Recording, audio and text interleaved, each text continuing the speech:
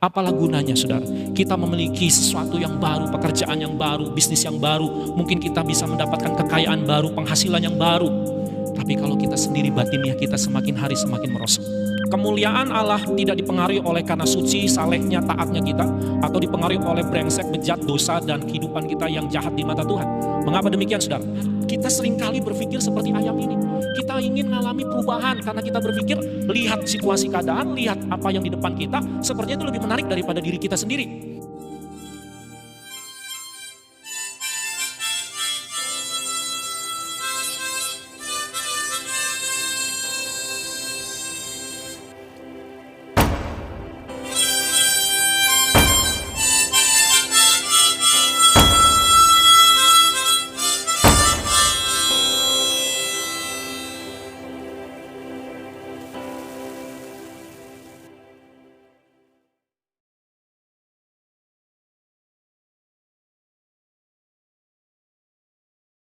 Human glory, kemuliaan manusia.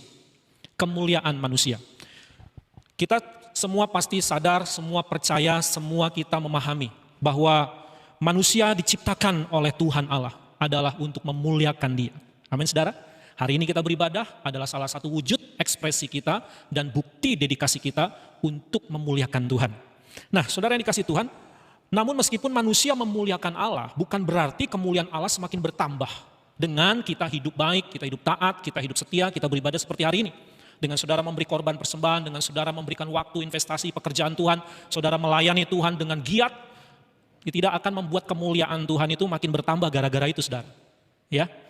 Dan manusia kalau melakukan itu, kalau manusia melayani Tuhan, manusia beribadah dan melakukan yang terbaik buat Tuhan, justru yang mulia kita saudara, bukannya Tuhan. Kitalah yang semakin dimuliakan. Amin. Nah, saudara yang dikasih Tuhan sebaliknya, barang siapa yang mempermalukan Tuhan, menghina Tuhan, merendahkan Tuhan dengan hidup dalam dosa, Anda mungkin melakukan banyak sekali pelanggaran firman dan Anda tidak hidup sesuai dengan apa yang Yesus kehendaki, itu pun tidak membuat kemuliaan Tuhan menjadi turun, menjadi pudar atau hilang gara-gara kita hidup dalam dosa. Yang terjadi adalah hidup saudara dan hidup saya yang semakin hancur. Anda yang semakin akan dipermalukan dan direndahkan karena hidup saudara tidak memuliakan nama Tuhan. Jadi Bapak Ibu yang dikasih Tuhan, kemuliaan Allah tidak dipengaruhi oleh karena suci, salehnya, taatnya kita, atau dipengaruhi oleh brengsek, bejat, dosa, dan kehidupan kita yang jahat di mata Tuhan. Mengapa demikian saudara? Karena Allah itu sempurna kemuliaannya. Kemuliaan Allah itu sempurna, abadi, kekal adanya. Dulu, sekarang, dan selamanya kemuliaan Allah tidak akan pernah tergantikan, tidak akan pernah berubah. Jadi Bapak Ibu dikasih Tuhan, Allah itu tetap mulia, sekalipun Anda dan saya tidak memuliakan Tuhan. Namun Bapak Ibu dikasih Tuhan, Anda dan saya harus menyadari, sekali lagi menyadari, kita tercipta untuk kemuliaan Tuhan. Semakin kita hidup memuliakan Tuhan, maka Tuhan akan memuliakan kehidupan kita. Amin. Kalaupun kita tidak memuliakan Allah, Allah tetap mulia. Ini hal yang harus kita pahami bersama-sama saudara yang dikasih Tuhan. Nah kalau begitu yang butuh kemuliaan siapa? Yang butuh dimuliakan siapa? Saudara dan saya. Kita manusia yang butuh kemuliaan saudara. Tuhan tidak, karena Dia sudah termulia. Dari sejak awal, dari sejak semula Tuhan sudah mulia. Sebelum ada manusia diciptakan Tuhan, alam semesta sebelum manusia tercipta, Allah tetaplah yang termulia. Ditambah lagi dengan hadirnya manusia ciptaan Allah, tentu itu akan semakin mempertegas, semakin memperjelas. Bukan semakin untuk membuat kemuliaan Allah makin bertambah atau berkurang. Bahwa Allah adalah yang termulia. Jadi saudara yang dikasih Tuhan, yang perlu dimuliakan, yang perlu kemuliaan adalah saudara dan saya. Bagaimana caranya supaya Anda dan saya bisa semakin mulia hidupnya? Bagaimana Anda dan saya agar kemuliaan itu semakin bertambah-tambah dalam kehidupan kita hari lepas hari? Caranya simpel Bapak Ibu, caranya cukup sederhana saja. Yaitu apa? Hiduplah dalam perubahan. Hiduplah dalam apa saudara? Dalam perubahan. Ya, ini penting sekali saudara. Perubahan saudara itu akan menentukan besar kecilnya kemuliaan hidup yang Anda terima. Sekali lagi. Perubahan yang saudara alami, perubahan yang saudara lakukan itu akan menentukan kemuliaan besar kecilnya yang Anda akan terima. Saya ingin mengajak Bapak Ibu sekalian, mari coba ikuti kalimat saya ini. Boleh? Ikuti kalimat kita ya. Ikuti kalimat ini. Semakin besar perubahan, maka semakin besar kemuliaan. Semakin sedikit perubahan manusia, sedikit kemuliaan manusia. Tidak ada perubahan, tidak ada kemuliaan saudara. Coba kita ulang sekali lagi ya.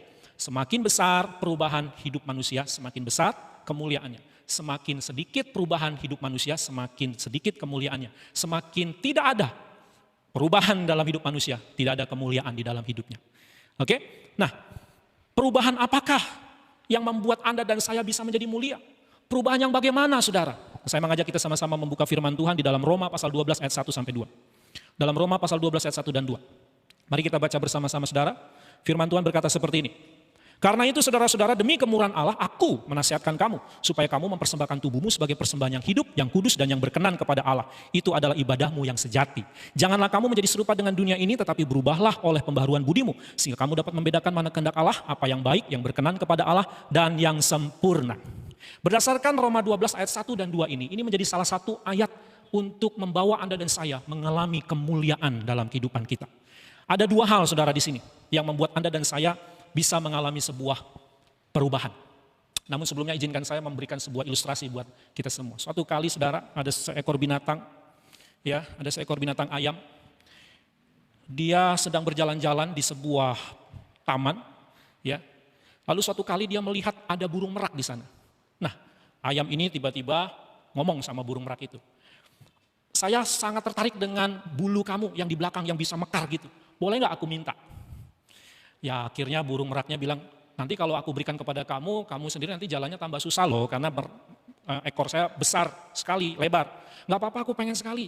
Oke, akhirnya singkat cerita, burung merak ini memberikan ekornya kepada ayam itu. Wah, ayam ini senang sekali, saudara, karena dia sudah menikmati keindahan dari burung merak ini. Lalu kemudian beberapa meter, lalu ayam ini mendapati ada seekor ular, saudara. Dia sangat terpesona sekali dengan ular itu. Badannya bisa berliuk-liuk, bisa melewati segala tebing, bisa melewati segala rintangan, bisa melewati segala pohon dan segala medan. Dia tertarik dan dia minta, aku pengen dong supaya badan kamu ada dalam diri saya. Aku mau dong bentuk badan itu ada dalam diri saya. Singkat cerita, badan ular ini pun diberikan. Dan Anda bisa bayangkan, ekornya adalah ekor burung merak, badannya badan ular, saudara. Nah, kemudian apa yang terjadi selanjutnya? Dia bertemu dengan burung Raja Wali. Waduh, dia terpesona sekali, saudara, dengan burung Raja Wali ini. Yang membuat dia terpesona apa? Dengan cakarnya, cengkraman cakarnya, kakinya yang kuat. Dan dia kembali meminta, saya pengen sekali tubuh saya memiliki cakar seperti itu. Saya mau ngalami yang seperti itu. Saya mau punya cakar seperti kamu. Singkat cerita, diberikanlah cakarnya dan Anda bisa bayangkan, ekornya apa? Burung merak, badannya badan ular, cakarnya cakar burung Raja Wali. Gak sampai di situ. Terakhir dia bertemu dengan seekor buaya. Dia juga sama, dia tertarik sekali, terpesona dengan muka dari buaya itu, dengan taringnya yang begitu tajam. Akhirnya dia meminta yang sama. Aku pengen punya wajah seperti kamu. Kayaknya wajahmu itu begitu garang, begitu gagah, begitu keren. Aku mau wajah itu. Akhirnya apa yang terjadi? Sama, saudara, dia juga mendapatkan muka buaya. Nah, saudara bisa bayangkan, ekornya burung merak, badannya badan ular, kakinya kaki Raja Wali, mulutnya mulut buaya. Apa yang terjadi, saudara? Apakah dia bisa berlari dengan kencang? Apakah dia bisa terbang? Apakah dia bisa menikmati kehidupan dia yang tadinya notabene adalah seekor ayam? Yang tidak memiliki kepala seperti buaya, yang tidak memiliki kaki seperti Raja Wali, yang tidak memiliki ekor seperti burung merak, yang tidak memiliki badan seperti ular. Singkat cerita, saudara. Singkat cerita, terjadilah sebuah masalah di taman itu. Ada binatang yang sangat puas sekali menyerang wilayah itu. Dan semua binatang semua kabur, menyelamatkan diri. Bagaimana dengan ayam? Apakah dia bisa menyelamatkan diri? Dia tidak bisa menggunakan cakarnya secanggih cakarnya Raja Wali aslinya. Dia tidak bisa menggunakan mulut buaya asli, ekor binatang buaya. Dia tidak bisa mengepakkan ekor burung meraknya seperti aslinya. Dia tidak bisa berliuk-liuk seperti ular seperti aslinya. Dan akibatnya apa, saudara? Mati konyol, dia habis. Mati dengan sia-sia. Jadi maksud dari ilustrasi ini hanya perumpamaan, saudara, ya. Tidak ada si binatang yang seperti itu, ini hanya perumpamaan. Artinya apa? Kita seringkali berpikir seperti ayam ini. Kita ingin mengalami perubahan karena kita berpikir, lihat situasi keadaan, lihat apa yang di depan kita, sepertinya itu lebih menarik daripada diri kita sendiri. Padahal Anda sendiri tercipta begitu bagus. Anda sudah diciptakan begitu sungguh amat baik. Yang percaya katakan amin. Bahwa Anda dan saya diciptakan sungguh amat baik. Nah jadi kita memang perlu perubahan dan perubahan itu memang bisa membawa kita pada kemuliaan. Tetapi satu hal yang saudara harus sadari bahwa tidak semua perubahan itu akan membawa kita pada kemuliaan. Kalau perubahan yang kita lakukan justru perubahan yang tidak baik. Perubahan yang justru buruk. Perubahan yang justru sebenarnya nggak patut dirubah. Nggak perlu dirubah. Tapi malah kita sendiri yang memaksakan diri untuk mengubah itu, saudara. Nah, lewat berdasarkan ayat ini, Paulus mengingatkan jemaat Kristen di Roma. Harus ada melakukan sebuah perubahan. Perubahan dalam dua hal. Yang pertama adalah kembali ke dahulu, kembali seperti semula. Itu perubahan yang pertama, saudara. Ya. Nah, ada istilah lain ya untuk menjelaskan tentang maksud dari perubahan ini. Ini adalah dari kata reformasi. Ya, reformasi dari dua kata, re dan formasi. Re kembali, formasi bentuk. Jadi mengulang kembali seperti asli awalnya, seperti semula. Itu adalah sebuah perubahan. Saudara yang dikasihi Tuhan, mari kita sadari ini bahwa perubahan hidup saudara, bagaimana Anda dan saya kembali seperti aslinya, tatanan yang aslinya. Dalam hal ini apa sih maksudnya? Paulus sedang mengingatkan jemaat Roma saat itu. Dalam ayat 1 berkata begini, saudara-saudara, demi kemurahan Allah aku menasihatkan kamu supaya kamu mempersembahkan tubuhmu sebagai persembahan yang hidup, yang kudus dan berkenan kepada Allah, itu adalah ibadahmu yang sejati. Jadi Paulus mau ingatkan, kau mau mulia, perubah. Apa yang harus kau rubah? Ibadahmu, peribadatanmu yang kau rubah. Maksudnya bagaimana? Peribadatan seperti yang Tuhan kehendaki sejak awal. Peribadatan seperti yang Tuhan mau dari sejak awal. Seperti aslinya. Saudara, mari kita lihat beberapa ayat, saudara, untuk meneguhkan maksud dari peribadatan ini. Ya, saya ajak saudara melihat beberapa ayat untuk mendukung bahwa ibadah yang seperti apa sih yang aslinya, yang Tuhan mau itu yang seperti apa. Mari kita buka Mazmur pasal 50. Dalam Mazmur pasal 50, ayat 7, saudara, sampai 15, saudara akan temukan di sini. Dengar hai umatku, aku hendak berfirman, hai Israel, aku hendak bersaksi terhadap kamu, akulah Allah Allahmu, bukan karena korban sembilanmu aku menghukum engkau, bukan karena korban bakaranmu tetap ada di hadapanku, tidak usah aku mengambil lembu dari rumahmu atau kambing jantan dari kandangmu, sebab punyakulah segala binatang hutan dan beribu-ribu hewan di gunung. Aku kenal segala burung di udara dan apa yang bergerak di padang adalah dalam kuasaku. Jika aku lapar tidak usah aku katakan kepadamu, sebab punyakulah dunia dan segala isinya. Daging lembu jantankah aku makan atau darah kambing jantankah aku minum? Persembahkanlah syukur sebagai korban kepada Allah dan bayarlah nazarmu kepada yang maha tinggi. Berserulah kepadaku pada waktu kesesakan. Aku akan meluputkan engkau dan engkau akan memuliakan aku. Saudara lihat, ya, ayat lagi yang lain saudara, yang hampir sama pesannya dan esensinya dari ayat tersebut saudara. Saya ajak saudara kembali, kita buka sama-sama di dalam Amos. Amos pasal yang kelima, ayat 21. 22 sampai dengan 24. Aku benci, aku menghina perayaanmu dan aku tidak senang kepada perkumpulan rayamu. Sungguh apabila kamu mempersembahkan kepadaku korban bakaran dan korban sajianmu, aku tidak suka. Dan korban keselamatanmu berupa ternak yang tambun, aku tidak mau pandang. Jauhkanlah daripadaku keramaian nyanyian-nyanyianmu. Lagu gambusmu tidak mau aku dengar. Tetapi biarlah keadilan bergulung-gulung seperti air dan kebenaran seperti sungai yang selalu mengalir. Saudara, ini adalah yang Tuhan mau dalam peribadatan. Saudara tahu bangsa Israel itu berdasarkan hukum Taurat dalam perjanjian lama, punya banyak sekali korban-korban persembahan. Betul nggak saudara? Ada banyak sekali. Ya, diantaranya korban apa saudara? Korban sajian, korban keselamatan, korban penghapus dosa, korban penebus salah, korban bakaran, lalu korban ada lagi persepuluhan ternak, persepuluhan uang, persepuluhan dalam hal ladang, dan masih banyak yang lain lagi korban persembahannya. Tetapi yang jadi masalahnya adalah waktu bangsa Israel melakukan korban persembahan itu korban persembahan yang didasari oleh hukum Taurat. Ya, dan semua korban itu ada unsur ritualnya. Ada unsur kultusnya. Dan di balik ritual kultus korban persembahan itu, mereka mengharapkan apa? Berkat Tuhan. Pahala dari Tuhan. Mereka mengharapkan bagaimana Tuhan memberkati kesehatan mereka, bagaimana Tuhan membuat mereka sukses, bagaimana Tuhan membuat mereka berhasil, bagaimana membuat mereka menang, bagaimana mereka mendapatkan segala harta yang berlimpah. Salahkah saudara? Tentu tidak salah. Kalau intinya bukan di soal korbannya sebenarnya. Bukan di soal korban. Tapi apa? Berdasarkan ayat yang tidak baca tadi, yang terpenting adalah bagaimana hidup seseorang itu melakukan perintah Tuhan, melaksanakan apa yang menjadi kehendak Tuhan, hidup di dalam kebenaran, hidup dalam kesetiaan, hidup di dalam ketaatan. Itu yang Tuhan kehendaki jauh lebih penting daripada soal korban persembahan itu, saudara. Bangsa Israel sejak di zaman Nabi Amos pun sudah diingatkan, sejak zaman Daud pun sudah diingatkan. Ya, sama-sama mereka melakukan hukum Taurat, memberi korban persembahan, saudara. Tetapi Tuhan ingatkan, bukan itu yang Tuhan kehendaki. Harus kembali seperti aslinya, seperti awalnya. Seperti yang lama, seperti yang dulu. Dengan mentaati Tuhan, mentaati perintahnya, hidup yang mentaati perintah-perintahnya. Nah itu sebabnya Rasul Paulus berkata di sini, saudaraku yang dikasihi Tuhan, persembahkanlah tubuhmu sebagai persembahan yang hidup. Yang kudus dan yang berkenan kepada Allah, itu adalah ibadahmu yang sejati. Saudara, ini firman dikembalikan lagi seperti semula.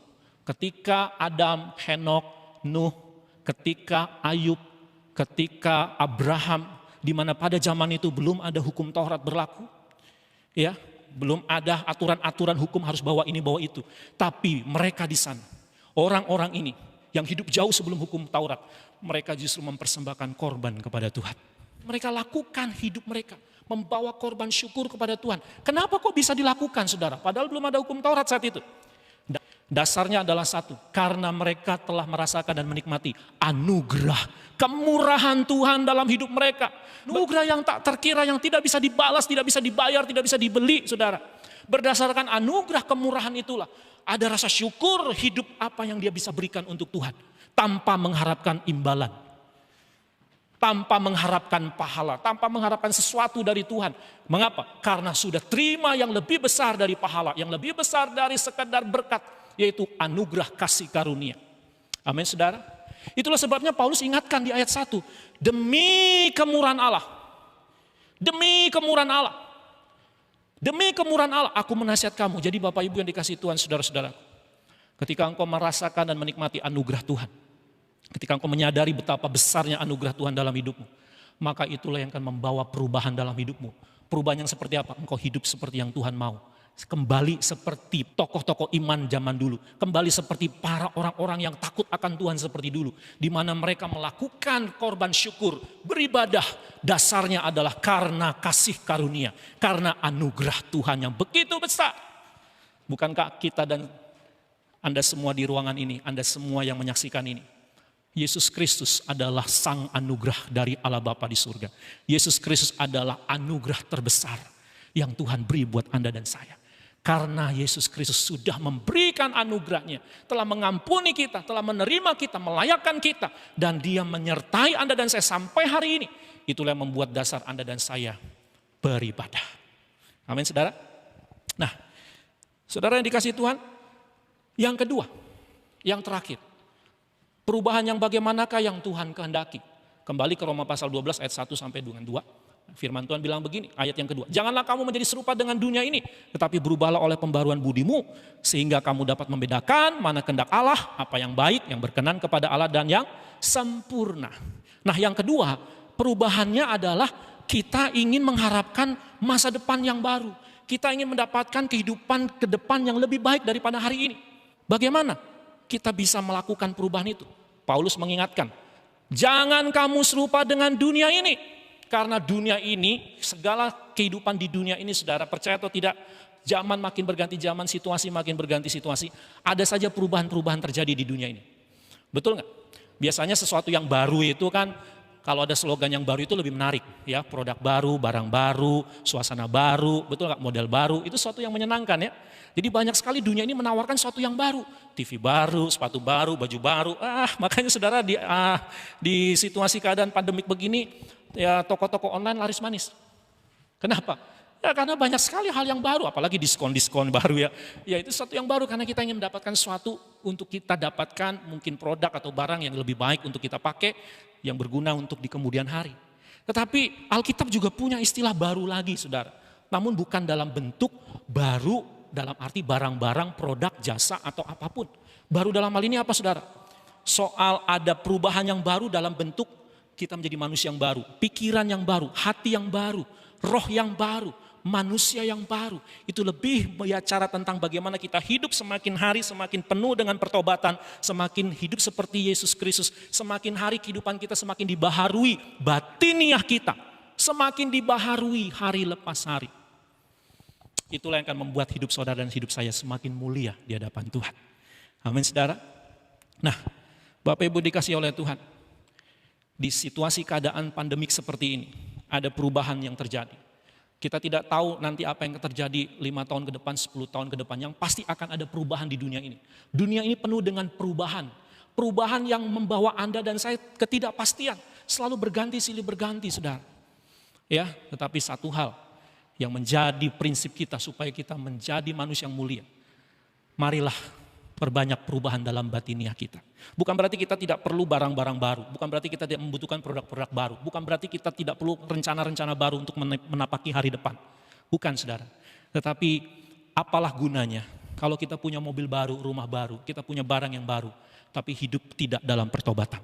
Apalah gunanya, saudara? Kita memiliki sesuatu yang baru, pekerjaan yang baru, bisnis yang baru. Mungkin kita bisa mendapatkan kekayaan baru, penghasilan yang baru. Tapi kalau kita sendiri batiniah kita semakin hari semakin merosot. Apalah gunanya, saudara? Oleh karena itu, Bapak Ibu yang dikasihi Tuhan, sebagai hamba Tuhan, saya mengajak kita semua, mari hiduplah dalam kemuliaan. Artinya apa? Perubahan. Perubahan yang bagaimana? Yang pertama, Anda dan saya berubah untuk mengikuti apa yang sudah ditetapkan Tuhan dari sejak dulu. Ya, apa yang menjadi kehendak Tuhan dari sejak dulu. Yang kedua, mari kita hadapi dunia ini yang penuh dengan perubahan, yang selalu ada hal yang baru terjadi. Kita bisa ikuti, kita bisa jalani, tapi pastikan bahwa hidup kita pun tetap ada dalam pertobatan, tetap ada dalam kekudusan, tetap ada dalam ketaatan, tetap ada manusia batiniah yang makin dibaharui. Amin, saudara. Semoga renungan firman dan kebenaran firman ini bisa menjadi kekuatan, bisa menjadi semangat, bisa menjadi penuntun kita untuk kita semakin dimuliakan Tuhan, semakin hidup dalam kemuliaan sampai kepada kemuliaan. Tuhan Yesus memberkati.